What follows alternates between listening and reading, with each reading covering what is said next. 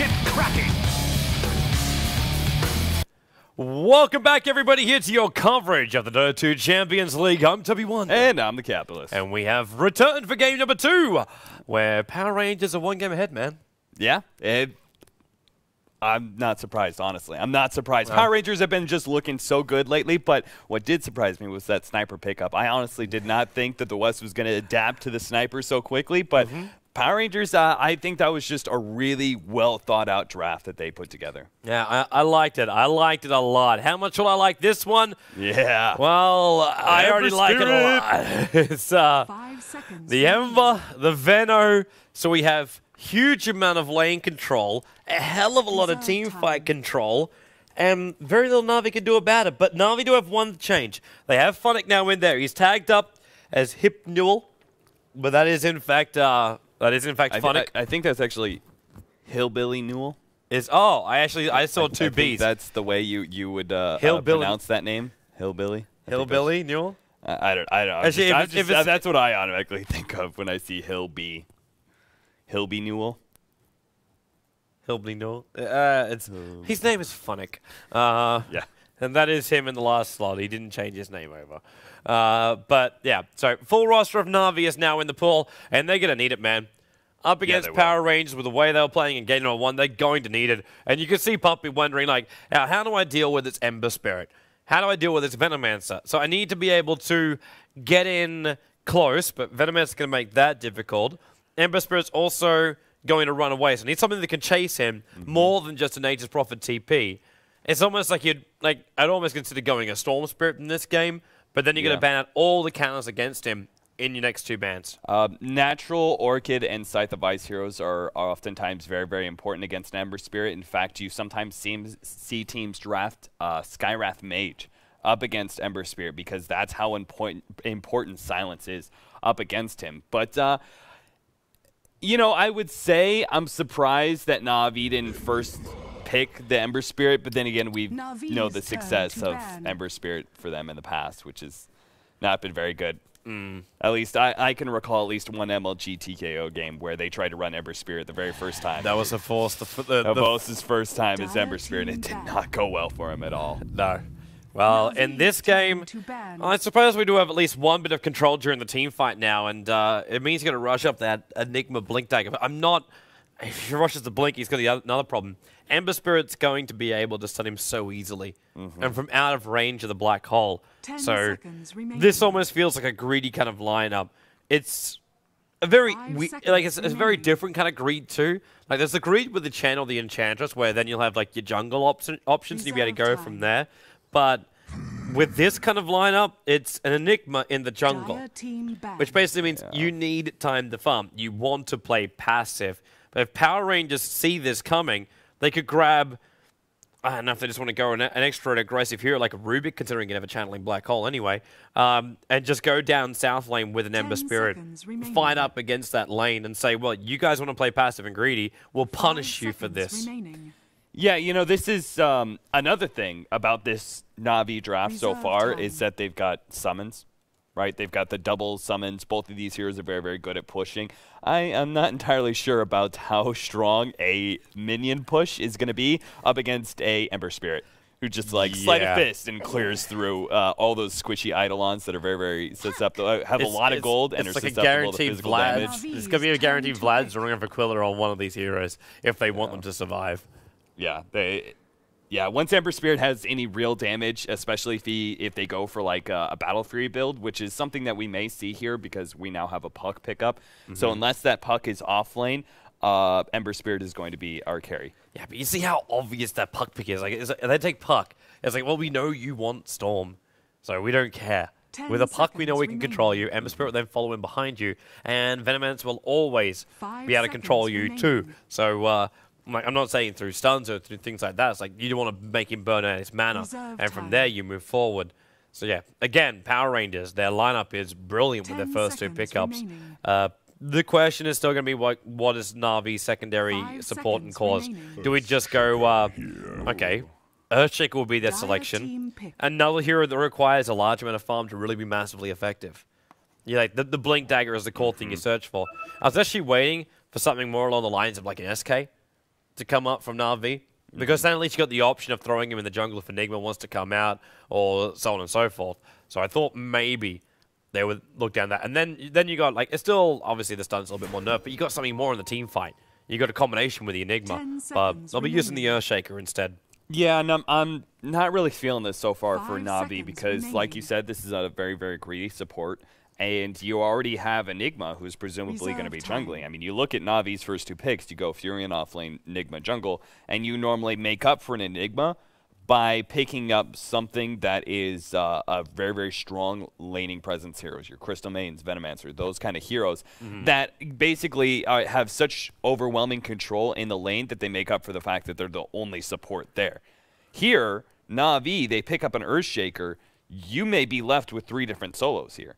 Because with Enigma in the jungle and Earthshaker, who normally you pick up Earthshaker, the first couple levels you try and do that really obnoxious blocking. Yeah. Right? And they are on the Radiant side, so you know that they're going to be able to block that mid, pull into the Ancients, that sort of thing. So you may see 3 different solos here. That is like the epitome of a greedy draft. That'd be full greed though, and that pull isn't really it's not really that easy to pull out. Like, pun was not intended on words, but. Yeah, I would doubt they'll be able to do such a thing. In this game, I'd almost say like Earthshaker becomes a babysitter for the offlane, just to make sure he's okay. But I want to see Power Rangers go full-on aggressive here. There's just too many great things to take from them. The VS was banned out as well. That would have been again another one of those Power Rangers. Let's go into an aggressive tri-lane kind of thing. But okay, Ember Spirit versus Prophet. Not like that matchup. Batrider versus Prophet. I'm liking a lot better. And then you're able to go on your off lane. You got to jump an Initiator too, and with the Firefly Vision, there's going to be nowhere that Nature's Prophet can hide if he gets caught out just a little bit too far behind the lines. And he's always going to be there with the TPs because his split push is like the most important thing right now. Because you're going to have Ember Spirit. He can jump everywhere across the map. This hero is so easily to abuse position-wise.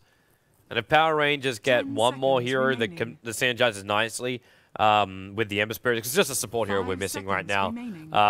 Then we have the killing potential. We have the initiation potential with the Puck and the Batrider. And Na'Vi are going to try and do this with a Weaver. Yeah, you already have a Puck and a Batrider. Both are good counters to a Weaver. However... And they're not going to worry about the Enigma anyway, because they're like, oh, Enigma, Ember Spirit will just take care of him until he gets a BKB. At which point Batrider has to be on the job. Right. Na'Vi do have a lot of counter initiation. Both the Earthshaker and the Enigma are known for being able to not just be strong initiators, but oftentimes stronger at counter-initiating when the Chaos of a team fight occurs. So when Batrider jumps in, they do have something to be able to respond to that. However, Batrider and Puck, I mean, especially in these early skirmishes, they should be excellent counters to Weaver, especially given how squishy he is. So if you don't pick up that fast Lincolns on Weaver, he's going to have a lot of issues. And even once he does have that fast Lincolns, he's still exposed to the Puck silence, right? So Power Rangers, I really like their draft so far, and I have no idea what Na'Vi are going to pick up here as their last pick to really give me a lot more control. Now, I expected Power Rangers here to grab a Blink Dagger hero. However, Disruptor's like, he's the opposite side of a Blink Dagger in that he doesn't have to jump in, but he pulls people back to you. The new item, the Pull Dagger. Yeah. That's what it's all about right there. Yeah, exactly. So even more control afforded to them, even more counters to Enigma, to Weaver, even Nature's Prophet. Night Stalker, okay, now... That is a big playmaking hero that can snowball pretty heavily. I can see how that hero can be. That changes up their lineup a little bit more, and I favor Na'Vi's lineup a little bit more than before. But it's still there's so much riding on Dendy right now. If he does not snowball, it's very reliant on him getting a good start. Because if he doesn't, then the Gale's still going to slow him down. He's always normally going to get glimpsed back anyway. No matter, even when he gets the BKB up and running, if he starts triggering off BKB just to avoid a glimpse, then things aren't really going to be 100% right for them. So, yeah, they're already looking pretty damn good as far as, like, PR's drafting goes. Night Stalker, I don't really see a massive problem with PR being able to control him until he gets big. Well, okay, there is one thing about Night Stalker is that the really early, like, 15 to 25-minute mark, Night Stalker is actually going to be really effective versus Venomancer and Disruptor. Those are two supports that don't have like a really immediate control, right? Yep. So Night Stalker gets in there, gets on them, quickly dies. He's got a silence to be able to go up against Ember Spirit. That's always welcome. And he's also very, very strong against Puck in lane because he's got that nuke that he just spams out. If he gets a fast bottle, he's going to be able to clear himself a lot of room against that Puck and should be able to farm up decently. So I think I can see where the pick is going, and I think it's a strong pick, but like I was saying earlier, I just don't see any 5th pick hero being good enough to really change my mind about Navi's draft. Now, they have a lot of big playmaking heroes with Enigma and all those sort of things that can definitely change around a big advantage that I think PR will build. But in general, I think the Power Rangers, if they play just as well as they did in Game 1, I think they've countered Navi's draft really, really well. It's the question goes back to, for me, the biggest question about Power Rangers draft is how well will Ember Spirit carry really work? Yeah, that's a huge question as well. But I think it's an easy question to answer bloody well. I just didn't get in so much space. The only thing I'm not sure about is if PR really actually want to go aggro try. Like, that's where my question is right now. Because if they go aggro try, they ensure the Ember Spirit gets farm. I mean, if they go safe lane, then they ensure the Ember Spirit gets farm, and that may just be worth it for them. But if they go aggro try, they might be able to pick off a lot of kills and get a lot of momentum behind themselves, and then you leave J4 to do his thing up against Aegis Prophet on the top lane. So that's okay, but they're actually going to have Cheshire Cat running out with a Bottle Rush build. So he's going to be playing the mid-solo Ember Spirit, which puts J4 up on the top lane as a Bat Rider, and then Moon will be joining, Universe style, the off lane as the Puck, with FNG as well as ZXC. So this is the lanes the PR will attempt, and then it will just be the standard stuff out from Na'Vi. Safe lane, Havorst, Weaver, Earthshaker, Kura babysitting him, Puppy on the Enigma. Then we have Dendy as the mid-solo Night Stalker, and Funnick taking his Nature's Prophet. I believe they just want to get Vision. I don't know how really... Because the Ember Spirit aggressive tri-lane wouldn't work against a Weaver. So I'm not for that. I just really thought they were going to go with the defensive tri-lane, put Bat Rider in the off lane, have him farm up. But apparently they really want him to get that Blink Dagger. Oh, Puppy. He's going to cut through the tree line in a moment. The fissure is split them. FNG's locked in a corner right now with Denny. In fact, they locked him in the tree line. Almost. Kuro couldn't keep the contain there. But the Gale level 1's not going to do anything. First Blood goes the way of Na'Vi, and they're going to get through with more. Havorst will pick up ZXC inside the lane. And now aggressive tri-lane goes horribly wrong. They were trying to get him there to block up all of Enigma's camps. That was the goal, and the goal has failed. The goal, if they really wanted to do that, that should have been on Puck. That should have been Puck grabbing Illusory Orb immediately, them giving him the wards, and him just Illusory Orbing and getting into the enemy jungle as fast as possible, like you see like Weavers and Furions do very, very early on. But that was a really, really slow rotation from them. Yeah. And now they actually have to smoke up just to get up their vision, because otherwise they're going to lose. However, the one good thing about this matchup, though, is that while the aggressive tri-lane is questionable, the mid matchup is really good for Power Rangers. Yeah. Denny doesn't want to get in close to farm up, and in fact, they're already looking to capitalize on this. They know Denny got the kill, which means he got a very, very early bottle, but he's already used his Void, being very over-aggressive Cheshire Cat. They've got to be able to connect this Gale, and they got it. Wow. Thunderstrike will connect too. Cheshire Cat's just backing up because he knew the second Void was coming. I think he overestimated the damage from that one, and Denny attacks uphill, and then just fists Dendy into the earth. That's perfect, because the big opening for Dendy was level 1 and 2, where his nuke would kill Flame Guard, because it's only 50 Magic Absorb at level 1. Yep. Once he gets to level 3, though, this lane's going to get a lot harder for Dendy, and then level 5, this lane's pretty much impossible. Melee versus melee is usually, in fact, it's always guaranteed that Ember Spirit will win that lane, because Flame Guard is just so strong. There's very, very few melees I can think about that can really contest it. And Night Stalker could be one if he really pushes his advantage at level 1. But Power Rangers have just beautifully countered that with a good smoke. Like how Kuro was trying to a pull through, got half of his experience just leached out.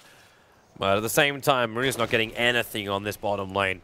Like, if you expect him to get CS up against a Weaver like Havorst just be completely over-aggressive on this bottom lane. Just underneath Moon all the time, while in the middle lane, Dendy actually going full out on Cheshire Cat. Brings him down pretty damn low. I'm hearing a glimpse right now. And I think it's trying to keep Puppey away from him so the Maleficent won't go. Middle lane, though, one quick fist on Dendy, and FNG's rotated in. Remember, actually, there's no mana for a Void. He's got 2 1 charges up his sleeve, but Prophet looking to TP in too. He wants to get a snipe off on Cheshire Cat, but ends up cancelling it at the end of the day. Staying up on top lane and battle up against J4. Yeah, Cheshire Cat, I think this is a really greedy build from him. He went at level 3, a level of Searing Chains, instead of getting that second level of Flame Guard. I think that was really necessary for him. That's a very, very greedy build. ZXC, Denny's on the right now on the middle lane. Kuro's off the Fidget, but the Gale connects on both Kuro as well as Denny. Puppey's going to come into Maleficent on the Ember Spirit. Already fists him up, and Dendy, he'll actually end up going down right now. Cheshire Cat not looking too healthy. The attack from the conversion, not enough. 20 light points. And the wall from ZXC really had Na'Vi worried they were overcommitting themselves here. As Prophet from behind. Yeah. Easy snipe out kill. Double kill for him because he also grabbed the Ember Spirit as he was running away. And now is coming in for the Disruptor. Kuro, the attack from the tower, not enough to kill him. He's down to 15 life points and 8 mana. That's sticking to the end. The wall comes up, not fast enough though. So Funnick running away.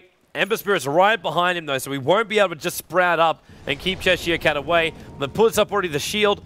Is Funnick thinking about denying himself off to the Wild Wings? I think he's considering it. The support coming in from Puppey, Cheshire Cat, Maleficent stunned up. Denny's going to also arrive. There's your first sprout. They hit him from range into a void, and Cheshire Cat's overcommitted himself. Bottling it up, the Prophet will take another kill. That's 3 in a row there for Funnick. Power Rangers just kind of falling apart right now. They couldn't really afford, like, they had a good rotation early, but then they just got really, really greedy with that. They completely forgot about the fact that Furion can come in at any point in time, and that double kill was just huge. Now Na'Vi have such a big advantage because already Moon was having a tough time bottom, and feeding the Furion is going to be great because he was...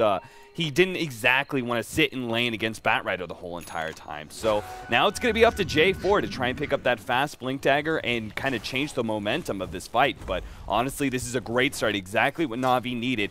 Early kills for Night Stalker and just kind of shortening out this laning phase for him. Yeah. The crazy thing is like, it's only kills for Night Stalker, 1, but obviously it's still something. But it's the fact that we are here in nighttime now.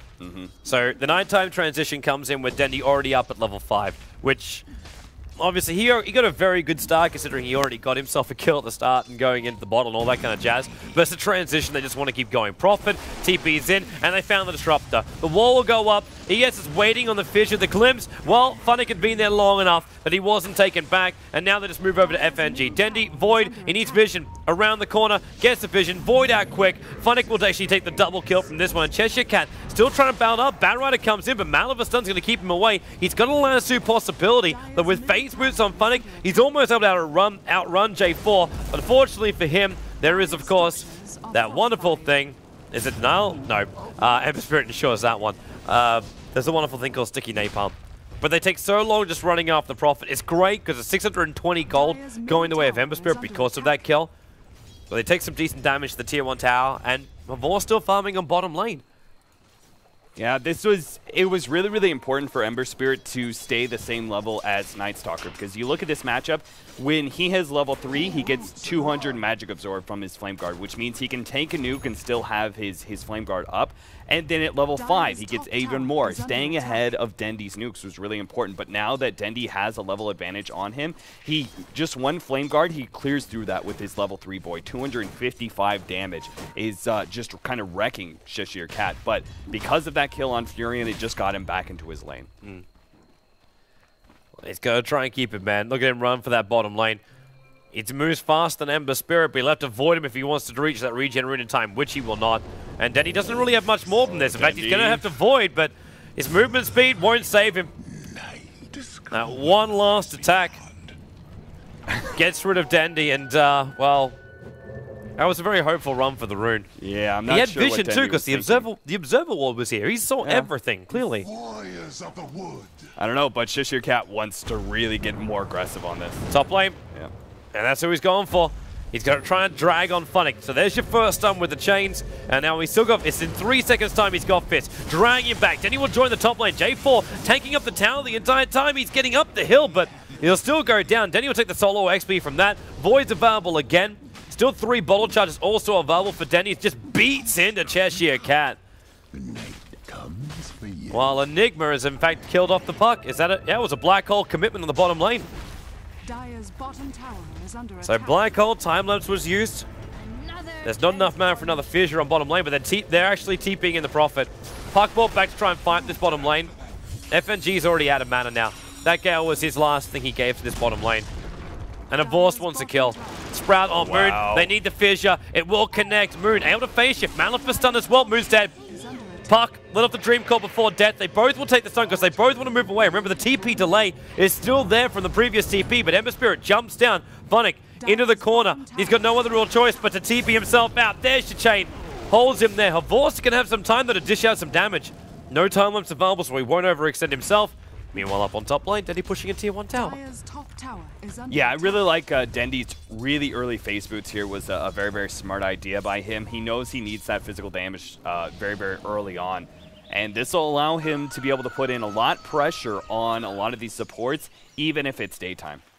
Yep. So he now picks up these early items, now picking up an urn and those sort of things, so he has himself enough sustain. He's going to buy his teammates a lot of room. And Na'Vi are actually already doing a very, very good job farming up well on their supports. Right now, it's 8 minutes in. You have a level 7 Enigma, and Earthshaker, who's been sharing a lot of this experience, is at level 5. That's very, very impressive because Earthshaker is not a hero known for being able to pick up a lot of levels early on, but they did a good job pulling. They did a good job farming up the jungle, and that is one big advantage of an Enigma, is if you're willing to share your experience. Enigma is actually one of the fastest junglers out there, so if he can share that experience with a support that is a little bit greedy, like an Earthshaker, as long as you're uninterrupted in the laning phase, you can actually get way far out ahead, way more than normal.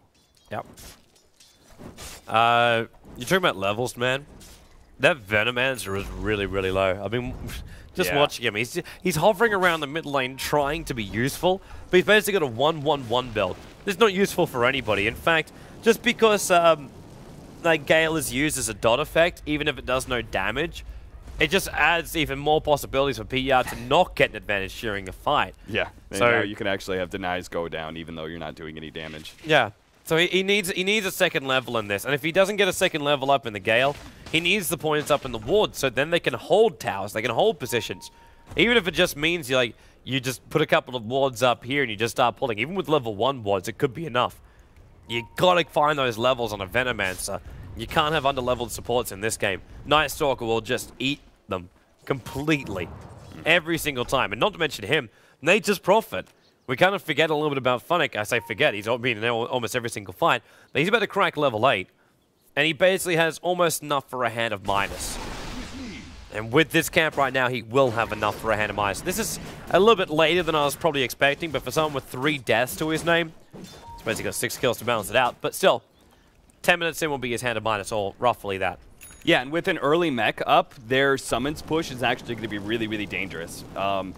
Because the mech, if they could time it right, pulling those creeps up to full health after a puck orb or something like that, they won't be able to just puck orb and slide a fist and clear through all of those minions. So they're actually going to be able to take a lot of tier 1 and tier 2 towers, I think, off of this. And this means a faster BKB for Havorst. It looks like that's what he's going to be going. He would love to go Linken's normally, but not only do you have the puck silence, but that last pick from Power Rangers, the Disruptor, you have to go BKB against that. You just can't. You just can't consider a Linken's because those 2 AoE silences will completely counter you.